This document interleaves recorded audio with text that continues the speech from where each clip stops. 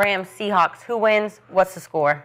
Are you going with your buddy or not this time? Because you're not supporting the friends today. He don't like his You said, friends. fuck my friends. I got to think about me. That one's a little different, though. This is a heavyweight fight. I can't wait to watch this game. Both teams I've been a fan of all season long. At one point in time, I said the Rams are the best team in football.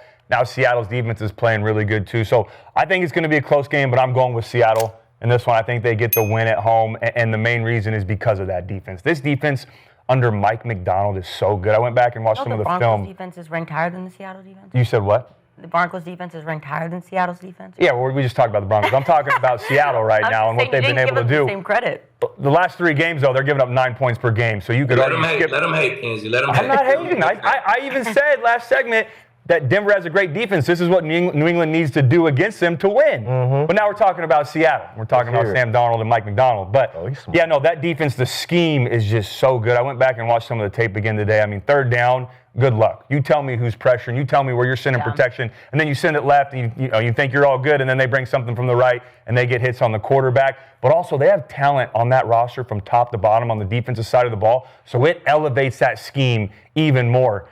It won't be easy this week, though, because you're going up against the Rams, and we know what happened last time they played each other in Week 16. The Rams had 581 yards of total offense. Oh, it was my in God. Seattle. 581. They also put up 37 points.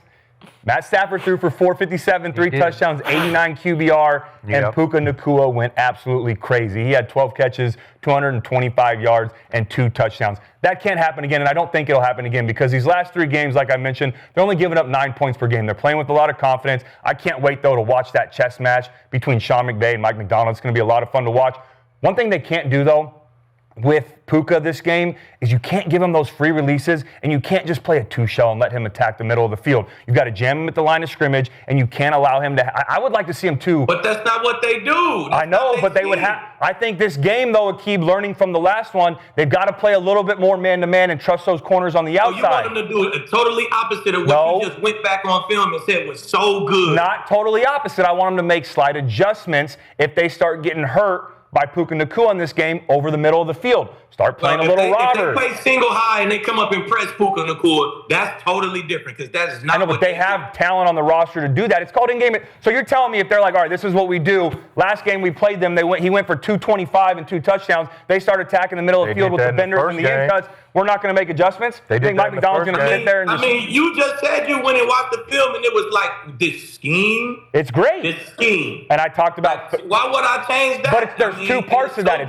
There's 2 parts to that. It's rush and cover. They don't sit they played about 20. They played about 19 games this year, and they ain't changed shit. Put it like that. Yeah, but they're gonna play 2 high tail, and they're gonna have a 4-man rush the majority of the time. They're gonna blitz occasionally, and that's how they're gonna play. But you said it yourself.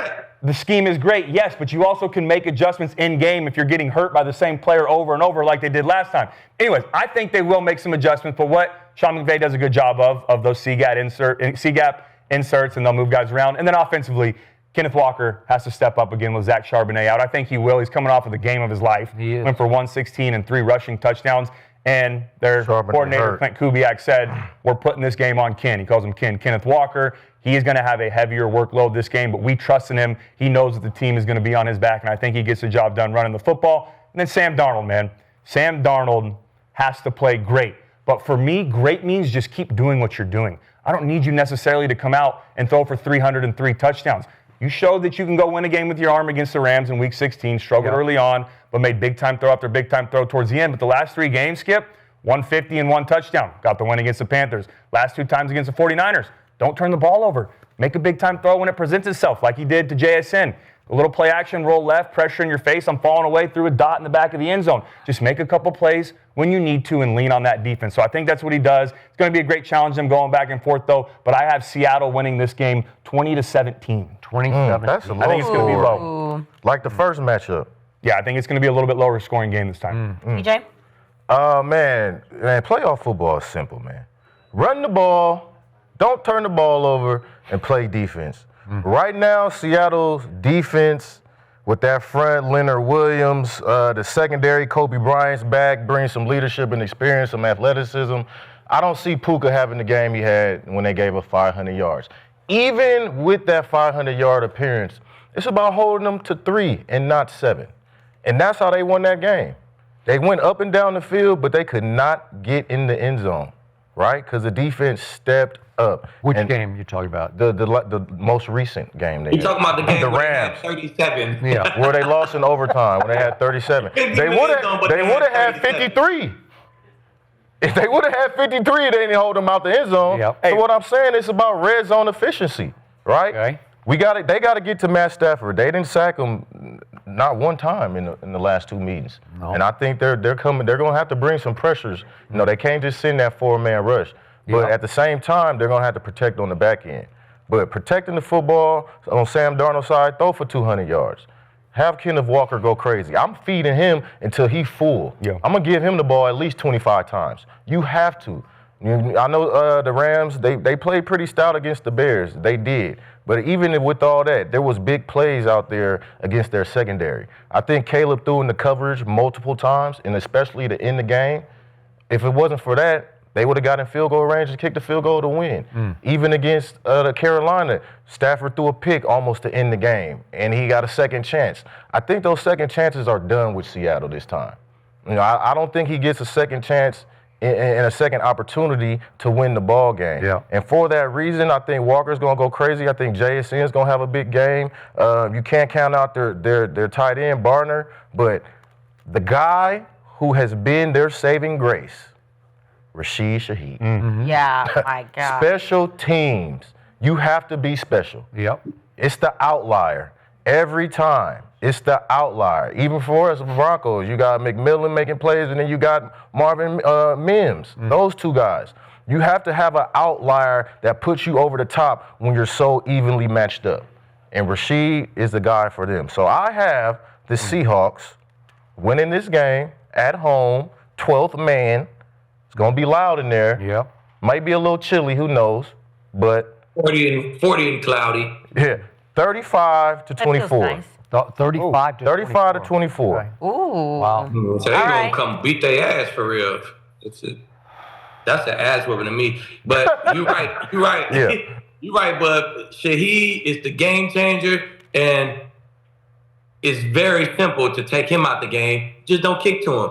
I kick the ball in the end zone, give you the bitch at the 35 before I give it to him. And I'm going to kick it out of bounds. So, hey, Shaheed will not touch the – if I'm the coach, if I'm Sean McVay, hey, I'm telling the special teams coordinator, this motherfucker do not touch the ball. Hey, give it to him at the 35. I don't give a damn. Give it to him at the 35. We're not letting bro touch the ball, period. So that's how I would handle that. That's not rocket science. But I think both teams come out and run the ball good because both teams been running the ball good. Yeah. I think both quarterbacks come out and play well just because the Seahawks got a good defense, but Sean know how to attack that defense. The Seahawks, I don't know what Cody talking about. The Seahawks ain't gonna get out of body and do some shit they don't do in the third matchup versus a team who they had a chance to win the first game. They won the second game. I'm not getting out of body and doing nothing different. They're gonna do what they've been doing for 19 games straight. and Sean McVay, he knows how to play against that defense. So I think both quarterbacks come out and throw 222 touchdowns. They both had pretty solid games. The difference in this game will be extra possessions because of takeaways. And the quarterback who's going to turn the ball over is Darnold. We know which quarterback going to turn the ball over, the quarterback who's been turning the ball over. That's the guy who's going to turn it over. Stafford going to protect the ball. Darnold going to have 2, maybe 1 huge turnover. That's going to be the difference in this game. I like the Rams to win the thing 27-20. 27-20. All right. 2 picks dropped against Chicago. You're acting like I'm saying, too, though, when it comes to the scheme, that they just need to change everything. No, I'll start laughing now. Hey. You know what I'm talking about, though. Saying, yes, they're heavy. They like to play a lot of too high coverage. But when you play against a team like – scheme isn't just coverage, too. You can change the front. You can change the pressure looks. But I'm just saying this game – they're not going to do that. No, they wouldn't. That's what I'm saying, though. Just sprinkle in maybe a little bit more man. Show too high, rotate to one robber. Show like you're playing 2 and then get to a 1 high look. Just don't sit back and let Puka attack the middle of the field all game long. You don't have to change everything, but just make some of those adjustments to make it a little more difficult on the Rams. Hey, Bub. it don't matter who we playing, what they did against us before. Are we changing our defensive scheme Nah, you can't change your scheme. You can make a little small adjustments, Thank but you. we're going to be in man. We're going to be man and cover 8 on third down. So if you gave up 581 and 225 to one receiver, when you we would just say, all right, we're when we came in, we don't know what we'll do in that situation.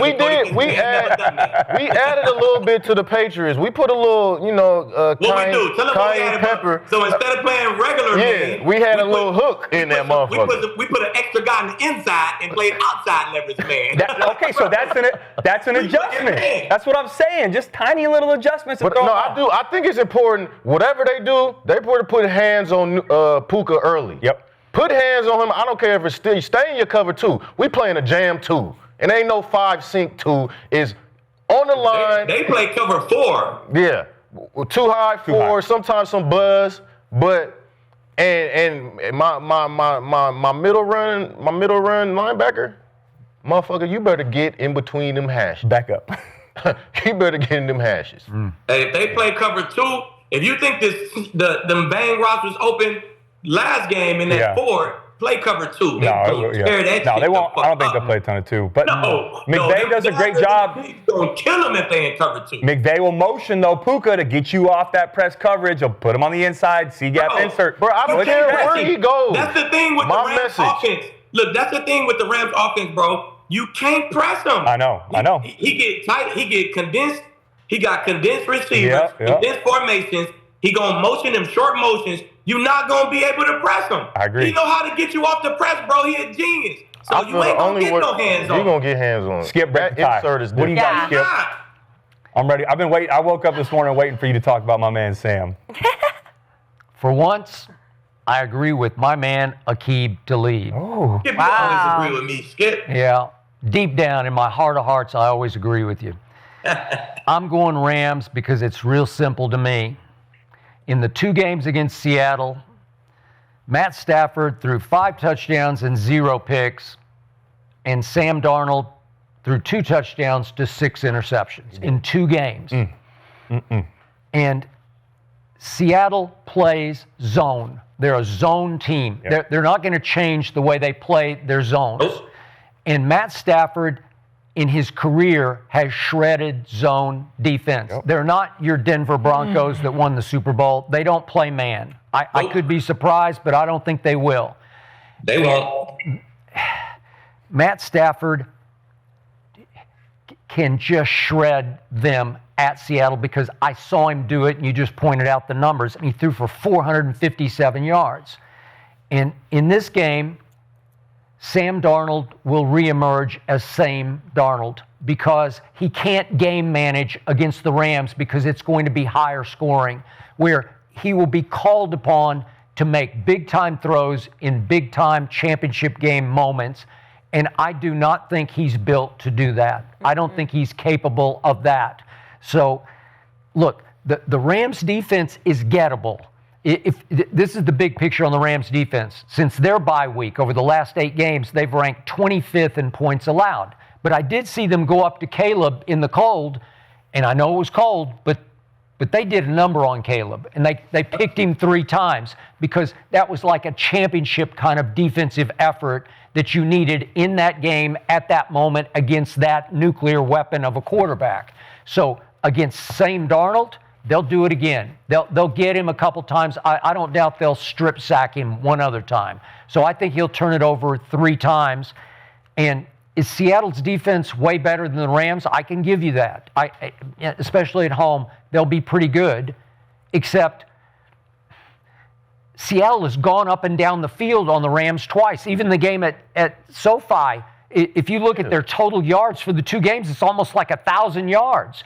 But they lost that one game. It was close. It was, 21-19. And then they lost in overtime. But Sam Darnold got away at the end of regulation with a crazy backward pass on a 2-point conversion that hit Jared Verse in the helmet, or he would have picked it, and it trickles into the end zone. And Charbonnet says, oh, well, I'll pick up the football. And that sent it to overtime because it was a live ball. Okay, so that's how you got away with that. And then you were in here the next day, and Sam Darnold played really well in the overtime. I give you that. And I think it did a lot for his confidence. But this is different. This is for all the Super Bowl marbles. Yeah. And I just think he'll unravel right on schedule again because he won't be able to just game manage. They're not going to do what they did against the 49ers, which is run for the last 2 games 180 and then 175. Right, exactly, yeah. They won't do that against the Rams. I'm sure Kenneth. I think they're going to miss Charbonnet. I like Charbonnet. He makes a lot of plays for them. He can catch it and run with it. Yeah. I think they'll miss a little bit of his pop in the offense. Especially on third down. Yeah, on third down. And can Kenneth Walker get 100? He might get 100. I just don't think they're going to have 180 yards rushing. No, I don't think so. And I think, like, Kenneth Walker all year, how do you feel about him? I had him on my fantasy team. I didn't see this crazy pop from Kenneth Walker until he went up against our Niners and ran on us like crazy. But we lost every guy in our Niners. He ran like crazy against the Rams last time. He was busting their ass. Yeah, he got 100 yards exactly, but the game before where they lost, he had 60. He had 60. So if they can stop the run. They would keep turning the ball over. You can't run the ball when you throwing 4 interceptions and you only lose by 2 points. Yeah.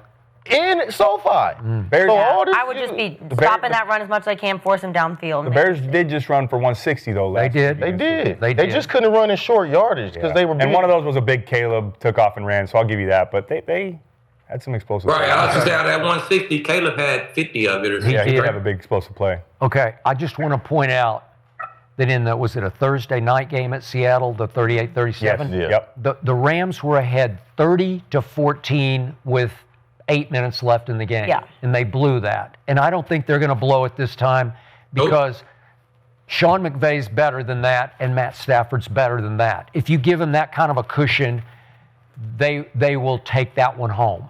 They'll and I think I think they will have that kind of cushion. My score is going to be, I think they'll get to 30, and I'll give Seattle 26, but I don't think it'll feel that close. I think they'll win a convincing 30-26 game to steal some of Aqib's point structures where he says that's a blowout to him. So that's, I'll do a blowout 30-26. Oh, my I think there's going to be some turnovers created. So that means it's going to be like 30-20. They'll score a late touchdown, try to go for 2 or something. Yeah, and miss. Yeah. Skip, I get you. Yeah, there you go. That's it. Wow. So the couch is divided, but Aqib and Skip are agreeing, which is wild. The chat is also divided. 55% of you guys are going with the Rams. So barely favored on the Rams. I've been riding with the Rams for a long time. I'm going to stick with that pick, even though obviously hats off to Seattle for what they did to us. I think it's a great team. It's going to be an absolute thriller. But let's get to some coaching topics, okay?